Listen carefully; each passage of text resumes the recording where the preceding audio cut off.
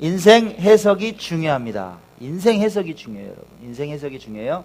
로마서 5장 19절의 말씀 한 절만 같이 읽겠습니다. 자, 시작. 한 사람이 순종하지 아니함으로 많은 사람이 죄인 된 것 같이 한 사람이 순종하심으로 많은 사람이 의인이 되리라. 아멘.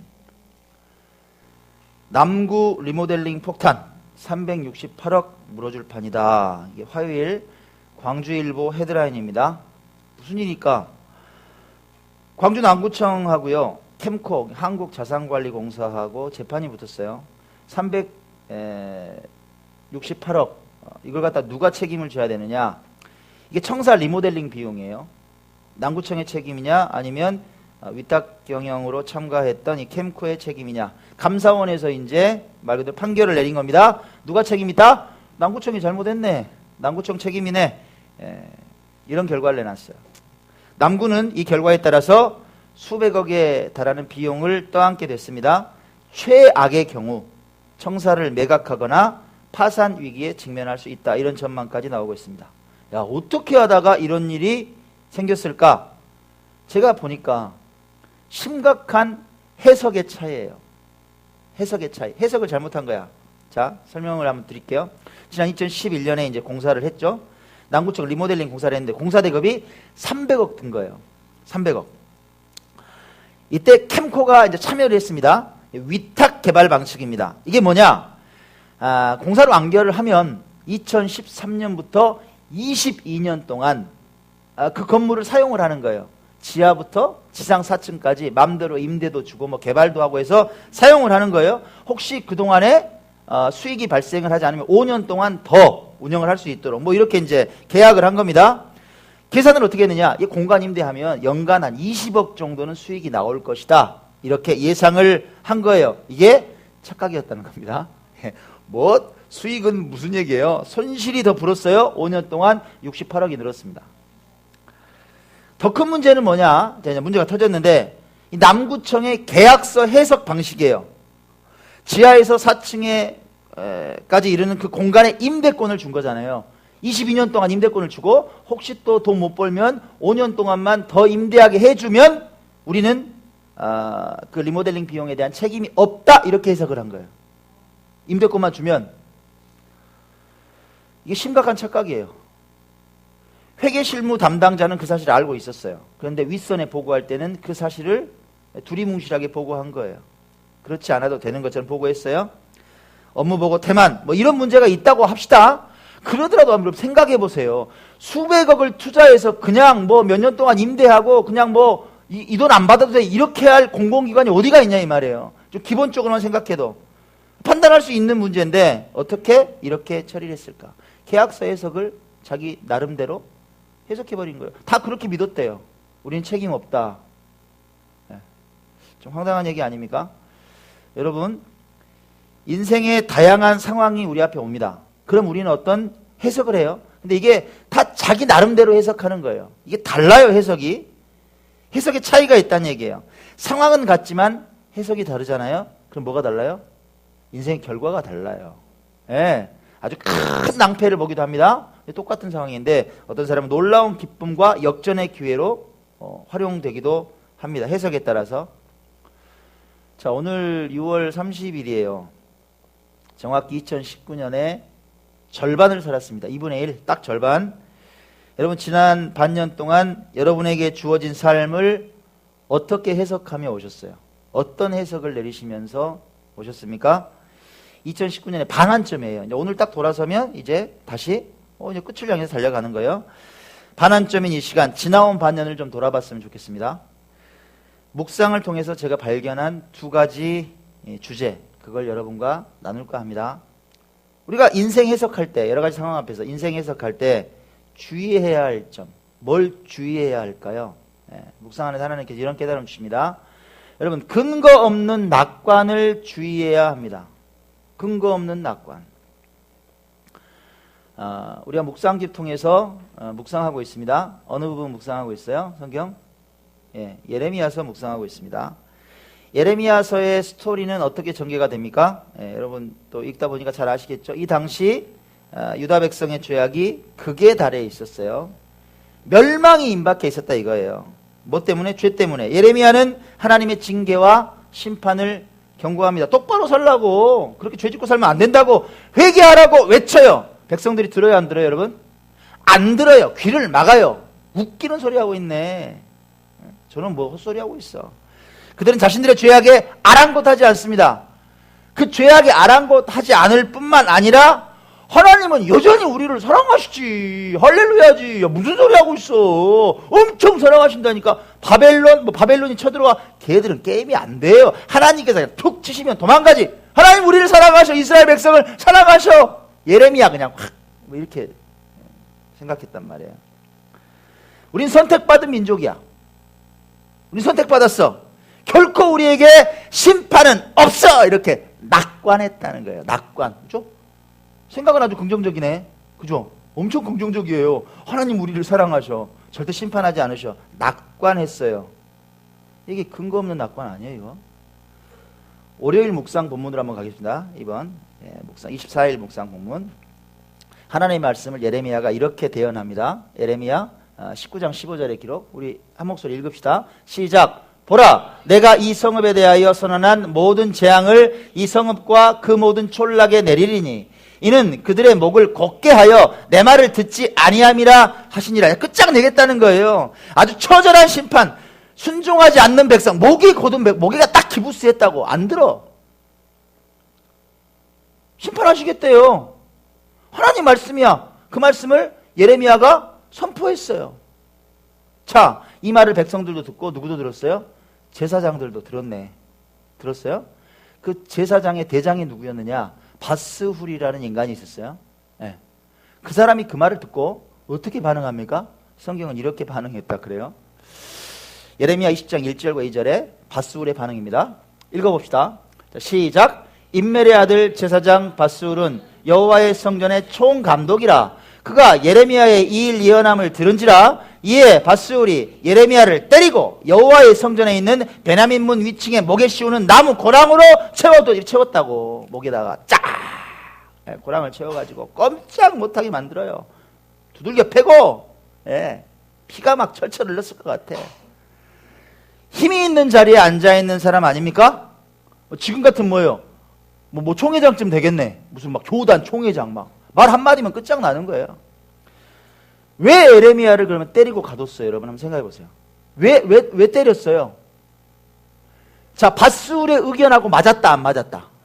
그쵸? 안 맞은 정도가 아니라 정반대죠. 심판을 막 얘기해요. 하나님께서 징계하신다. 이스라엘 막 곧 이제 너희들 멸망당할 거야. 이제 포로로 끌려갈 거야. 살육이 일어날 거야. 그 의견하고 안 맞았다는 얘기예요. 그러면 백성들에게 뭐라고 얘기했을까? 바스훌이. 그죠? 성경에 그가 뭐라고 얘기했다는 얘기는 안 나오는데 예레미야의 말을 보면 그가 어떤 뉘앙스의 말들을 했는지, 어떤 말씀을 선포했는지가 이해가 되는 구절이 있습니다. 예레미야 20장 6절 읽어봅시다. 시작. 바스훌아, 너와 내 집에 사는 모든 사람이 포로되어 옮겨지리니 내가 바벨론에 이르러 거기서 죽어 거기 묻힐 것이라.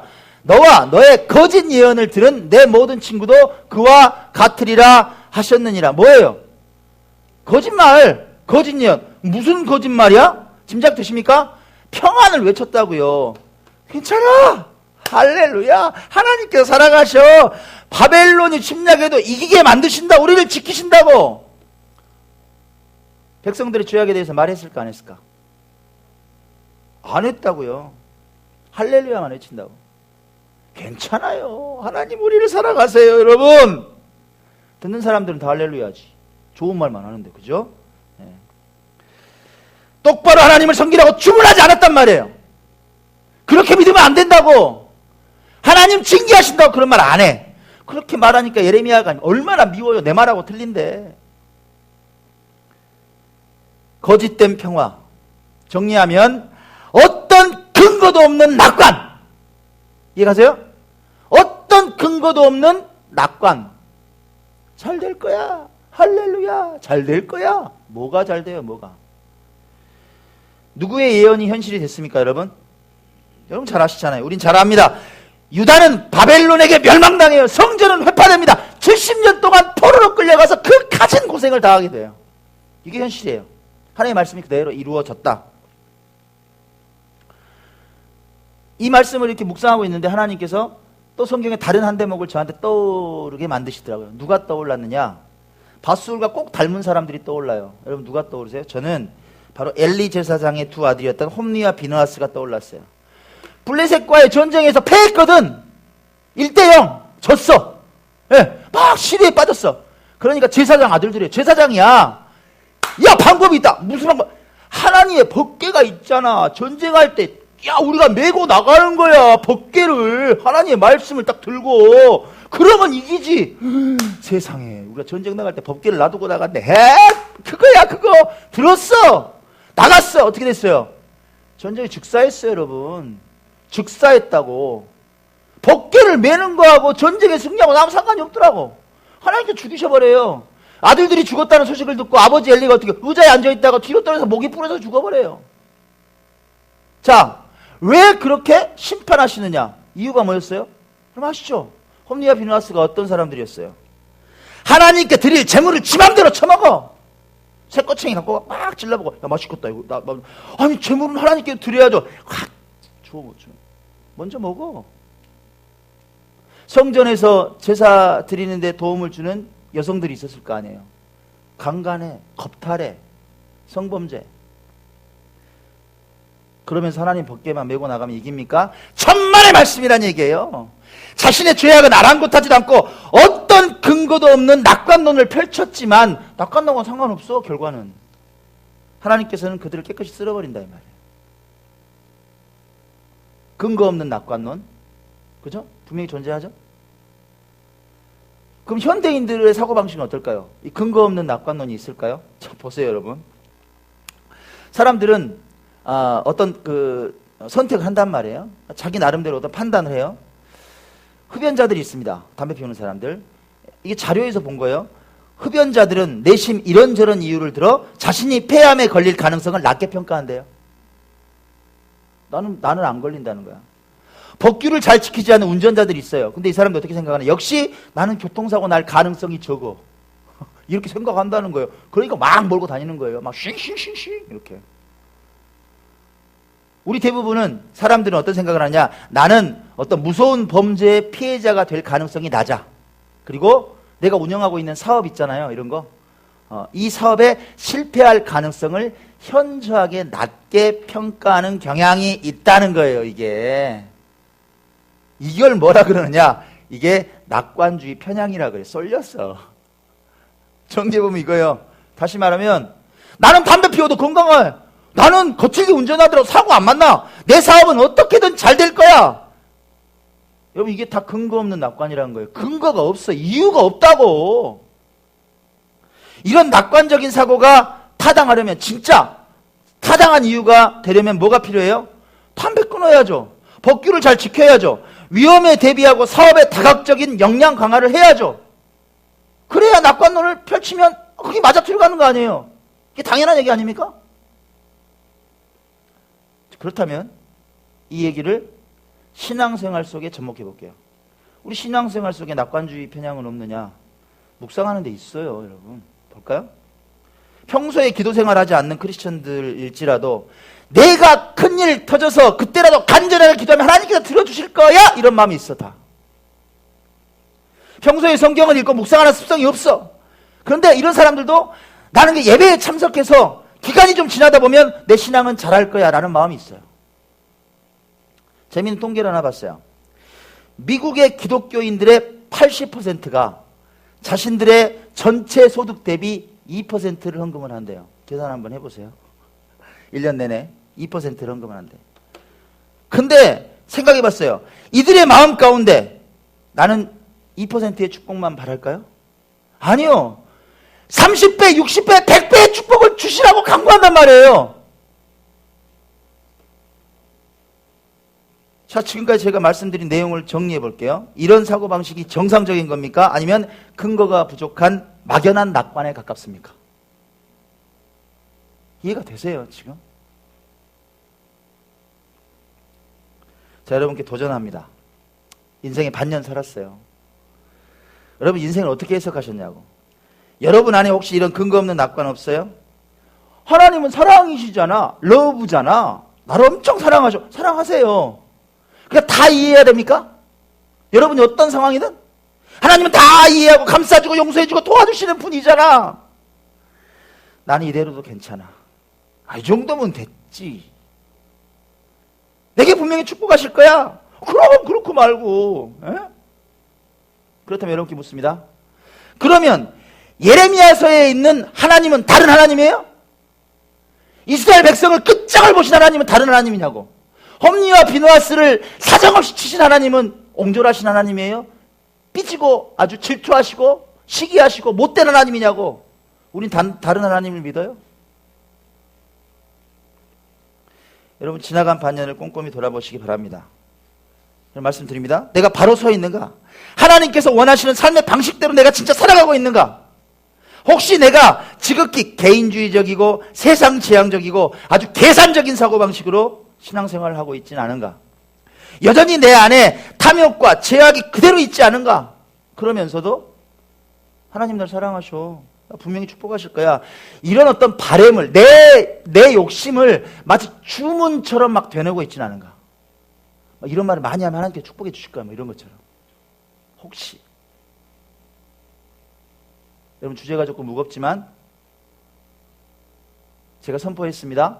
지나간 반년 동안 혹시 내 안에 이런 근거 없는 낙관 없었는지 돌아보시고 한번 점검해 보시기 바랍니다. 아멘. 자, 이번엔 좀 방향을 바꿔서 두 번째 주제를 여러분과 한번 나눌까 합니다. 인생의 해석을 어떻게 해야 됩니까? 근거 없는 낙관은 안 된다 그랬어요. 그럼 뭐예요? 반대로 순종의 근거가 있어요? 여러분에게 순종의 근거가 있다면 낙심하지 말라는 거야. 낙관 얼마든지 가능하다. 낙관하라. 상황이 깜깜하더라도 낙관하라. 여러분에게 다만 근거가 있다면, 내 순종의 근거가 있다면, 내 상황이 정말 어두운 가운데 있을지라도 낙관하라는 거예요. 낙심하지 말라. 순종의 근거가 있다면. 라이프 성경사전에 순종을 이렇게 정의를 합니다. 볼까요? 순종이 뭐냐? 하나님의 말씀을 듣고 준행하는 일. 이 한 줄로 다 끝나요. 하나님의 말씀을 듣고 준행하는 일. 이게 순종이다. 순종의 모범이 누구세요? 예수님. 그리스도께서는 하나님의 말씀에 전적으로 순종하는 모범을 보여주심으로 십자가 지셨잖아요. 하나님께 불순종하여 죄와 사망의 권세 아래 실망하고 있던 인류에게, 우리에게 구원을 가져다 주셨다. 아멘. 오늘 우리가 읽은 본문이에요. 한 사람이 순종하지 아니하므로, 아담이 순종하지 않아서 많은 사람이 죄인 된 것까지 온 인류가 죄 가운데 빠졌는데, 한 사람 예수 그리스도가 순종해서 우리가 다 의인이 됐다. 칭의, 의인이라고 인정받았다 이 말이에요. 한 사람이 순종하심. 이게 순종이에요. 순종이란 키워드를 가지고 성경 속으로 한번 들어가 보겠습니다. 자, 순종이란 키워드를 가지고 성경 속 인물들 한번 보세요. 노아는 하나님의 지시에 따라서 산 꼭대기에서 배를 만들었네. 미친 짓 아니에요? 배 만들었어요. 아브라함은 잘 살고 있는데 하나님께서 야, 잘 살고 있는 땅에서 떠나서 저 가나안 한 번도 안 가본 데로 가봐. 말 듣고 갔어요. 모세는 광야에서 양치고 있는 하나님께서 불러 이스라엘 백성을 출애굽시키래. 나 못해요. 해! 말 들었어요. 하나님 집에 사환처럼 헌신했어요. 여러분 욥을 잘 아시잖아요. 처절한 고난 앞에서도 그는 순종하고 악에서 떠났어요. 베드로를 주께서 부르십니다. 내가 너를 사람 낚는 어부가 되게 하겠다. 나를 따라오라. 그물을 버려두고 따르더라. 사도 바울은 자신의 삶을 들여서 이방인 선교의 소명에 충성했습니다. 다 순종했던 사람들이죠. 순종의 얘기예요. 방금 말씀드린 그런 사람들의 인물들의 인생 중에 역경이 있었어요, 없었어요, 여러분? 물어보나 마나 말을 해요. 제가 죄송합니다. 없기는요. 역경이 넘쳤지. 고난의 비바람이 엄청났단 말이에요. 그 낙심되는 상황에서 어떤 일이 펼쳐져요? 그 낙심되는 상황 가운데 여러분, 노아의 가족은 이 세상에서 온 인류가 다 죽었는데 유일하게 구원받았어요. 아브라함은 믿음의 조상이 됐어요. 모세는 출애굽을 성공시킨 민족의 지도자가 됐어요. 욥은 갑절의 축복을 받았다 그랬어요. 동방의 거부가 됐다. 축복의 인생이 됐어요. 베드로는 지나다닐 때 그림자가 스치잖아. 병이 떠나가 버려요. 그런 놀라운 사도가 돼요. 사도 바울을 통해서 우리가 있어요, 여러분. 이방인 선교의 아버지가 됐어요. 자, 인생의 고난과 역경 앞에서 해석을 잘해야 된단 말이에요. 해석을 잘해야 돼요. 우리에게 순종의 근거가 있다면 낙심하지 말라. 성경의 인물들이 말해주잖아요. 산 꼭대기에다 배를 짓더라도 살아난다고. 여러분, 앞이 캄캄한 욥처럼 한 치 앞을 볼 수 없는 그런 상황일지라도 살아난단 말이에요. 낙관해도 돼요. 대신 순종의 근거가 있다면, 여러분이 하나님 앞에 순종의 근거가 있다면 낙관하라. 왜 하나님께서는 반드시 구원하시고 상황에 맞는 가장 좋은 열매를 여러분과 저에게 허락하실 것을 믿기 때문입니다. 아멘.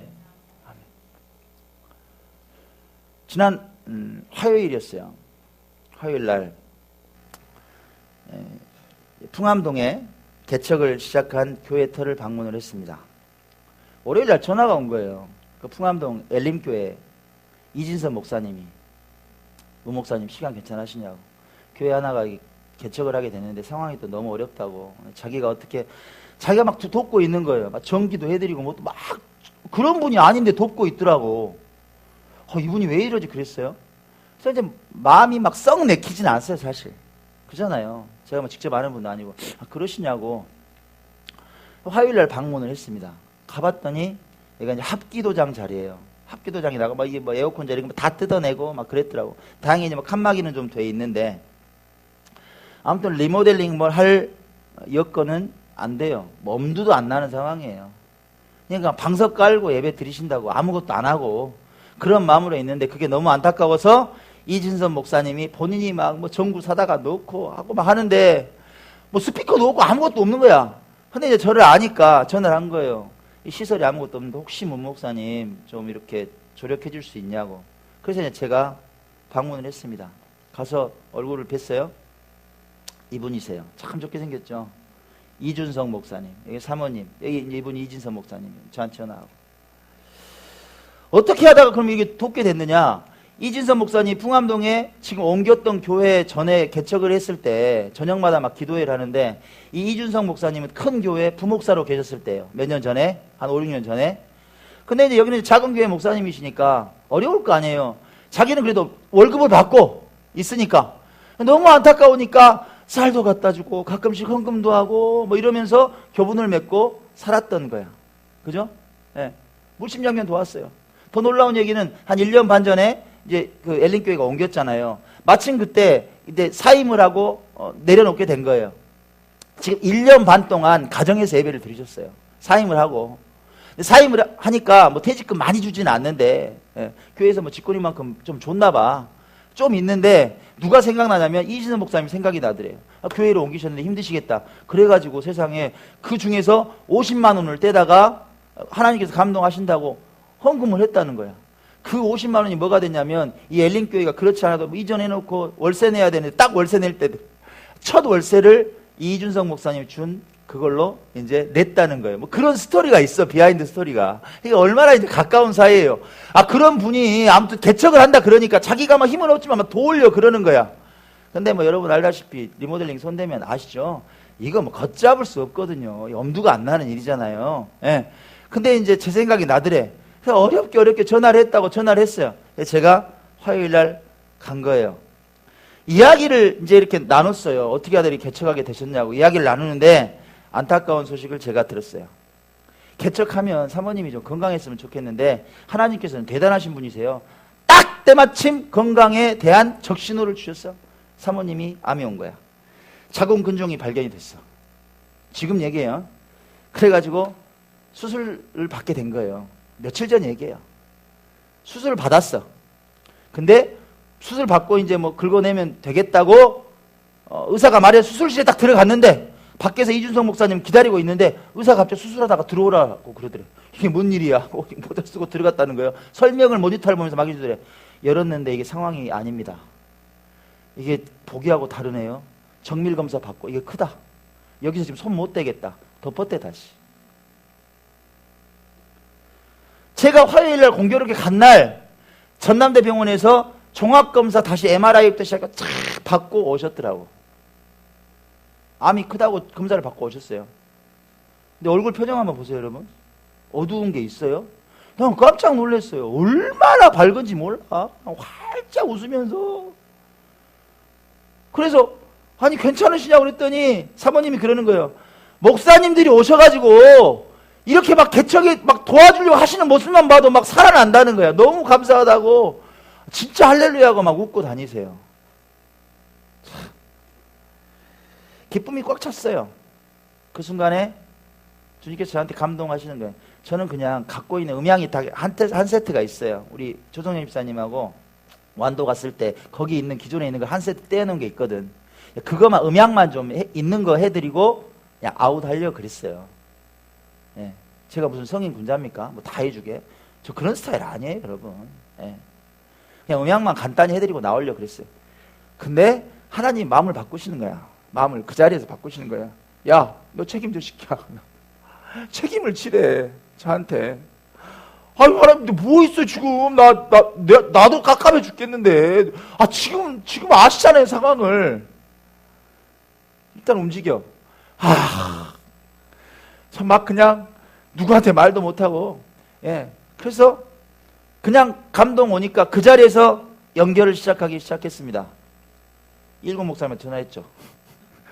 목사님 뭐 하세요? 학교 있대. 학교 일정 언제 끝나요?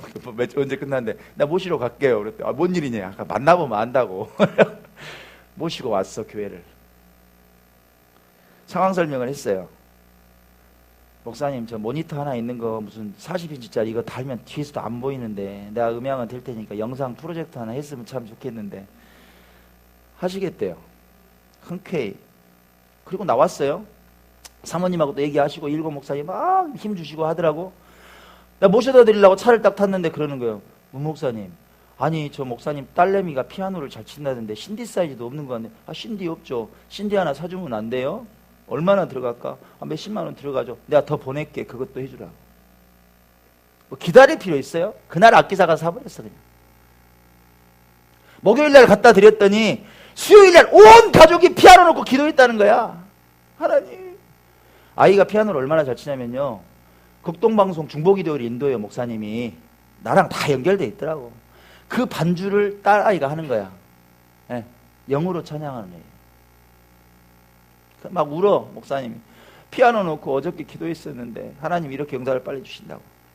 또 연결했어요. 이제 뭐 바닥이고 뭐 도배고 막 이런 거 필요하잖아. 에덴아우징 이경석 대표님한테 전화해서 뭐 하세요? 그랬더니 뭐 또 있다고. 뭐 잠깐 좀 시간 나시면 얼굴 좀 보자고 오셨어요.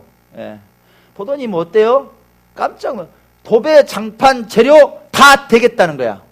거기다가 이제 데코 타일이 펑크가 난 데가 있어요. 이거 인건비 들어가니까 이경수 대표님 본인이 직접 금요일에 왔어. 본인이 직접 가라. 틈새 얼마나 일도 잘하시는지 몰라요. 예배당에서 좀 중요한 부분이 어디예요? 포인트가 보통 이 강단 쪽이죠. 그래서 전면 디자인을 좀 잘해야 되잖아요. 전면 디자인이 태권도장이었어요. 그래가지고 시트지를 떼놓으니까 보이세요? 그냥 MDF 합판만 막 뜯어놓은 거야. 이렇게 아무것도 없어. 여기다가 저는 이제 도배만 해도 되겠다 싶어서 좀 좋은 도배하면 이쁘거든요. 그렇잖아요. 그렇게 생각을 했어요. 그랬더니 이경석 대표님이 안 된다는 거야. 도배는. 그래도 강단인데 목사님 제가 가지고 있는 좋은 자재가 있습니다. 생생토라고 세상에 박스당 17,000~18,000원 하는 걸 15박스를 보내버린 거예요. 이걸로 하시라고. 예? 거기다가 옆에는 또 나무 또 빈티지하게도 판재가 또 있다는 거야. 그거 해보라고. 목공팀만 섭외하시라고. 그날따라 또 요즘 목공팀 그렇게 바빠요? 없어 팀이. 빨리 해야 될 것 같은데 그거 누가 해요? 누가 해야 돼요 여러분? 예, 우리가 해야지. 공구를 빌렸어요 제가. 공구를 빌려가 저는 잘 일 못하니까 김명구 목사님한테 전화했어. 목사님 시간 되시죠? 나 알고 전화했어요. 그랬더니 시간이 있대. 내일 7시 때 시간 빼라고. 갔어요 저랑 아침에. 가서 어떻게 됐나 보세요. 짜자잔 이렇게 됐어. 기가 막히다. 생생토. 어제 사모님이 사진 보더니 우리 교회보다 더 좋은 것 같아 막 이러더라고. 예? 금요일날 바뀌었고요. 도배지 다 돼서 어제 도배팀 불렀어요. 어제 도배 시작했습니다. 보세요. 지저분한 거 이렇게 지저분했어요. 다 떼고 기둥 빼고. 어떻게 됐느냐 보십시오. 이게 입구예요. 벽돌무늬 입구. 아까 보셨죠? 전면 옆에는 전부 이렇게. 정말 가까이서 보면 더 좋아요. 좀 화면에 좀 한계가 있어. 전면. 여기가 어디냐? 여기가 원래 태권도장이었다니까요. 여기다가 이제 도배를 갖다 컬러풀하게 유아실. 이렇게 바뀌었어요. 여기를 이제 방으로 만들 거예요. 방으로 만들려고 그러는데 판에 전기 판넬을 깔잖아요. 꽤 넓어요. 이걸 깔려면 제가 봐도 재료비만 한 7, 80만 원 나와요. 시공비까지 하면 100만 원 나오는 거야. 근데 이경석 대표님이 그래. 자기가 아는 대표가 있다는 거예요. 이쪽 아래 가면 대륙 전기온돌 팔던이라고 엄청 큰 회사 있습니다. 거기 대표를 또 잘 알아요. 전화를 하시더라고. 저는 좀 싸게 줄 줄 알았네. 저한테 오시더니 그래요. 목사님 저도 놀랐는데요. 사장님이 그냥 후원하시겠다 그러는데 예? 그냥 후원해요? 예. 공사도 월요일날 해준다는데 예! 다 끝나버렸네. 에어컨이 필요하잖아요. 일단 연통을 다 넣었어. 에어컨이 필요합니다. 또 배 목사님이 전화했어. 백이성 목사님이. 에어컨이 한 대 있어. 어디가 있어요? 우리 집 거실에 있어. 아니 내일 모레 7월인데 본인이 다셔야지. 집에 있는 거를 갖다가 뭐 떼가요. 아니 아직 설치 안 했어. 아 그럼 달라고 써야 될 거 아니에요.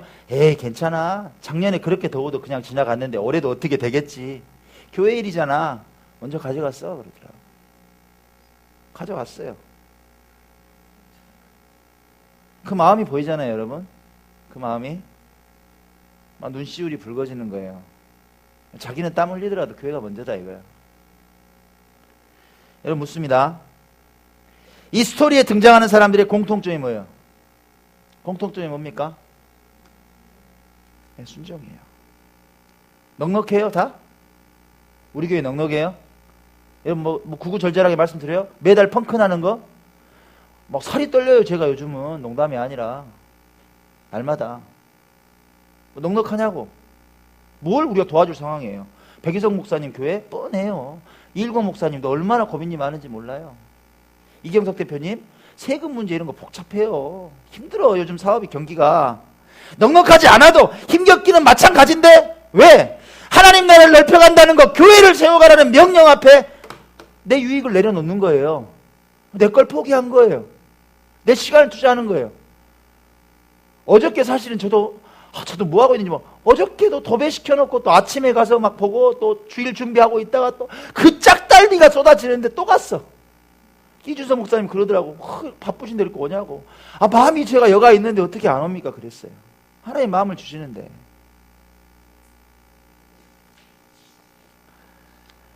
사랑하는 여러분, 여러분 안에 이 순종의 근거가 있다면 낙심하지 말라 그거예요. 저는 낙심의 환경이 저도 많아요 지금. 낙심해요? 아니요 안 해요. 난 낙관할 거야. 왜? 순종의 근거가 있잖아요. 이 시간 주께서 가장 선한 열매를 주실 걸 선포하기 원합니다. 선한 목자교회 사모님의 병마가 주께서 치유하심으로 완치될 걸 선포합니다. 이 일에 참여하는 교회들이 더 강건해지리라고 저는 믿습니다. 기업들이 하나님 열어주시는 복의 열매를 거두리라고 확신합니다. 아멘. 결론을 맺습니다 여러분. 1년의 절반이에요. 6월 30일. 여러분 어떤 깨달음이 있으세요 오늘? 여러분 혹시 근거 없는 낙관이 있었다면 그거 버리세요. 그거 안 이루어져요. 솔직히 말씀드릴게요. 근거 없는 낙관 꿈 깨요 여러분. 씨앗 없는 열매가 있던가요?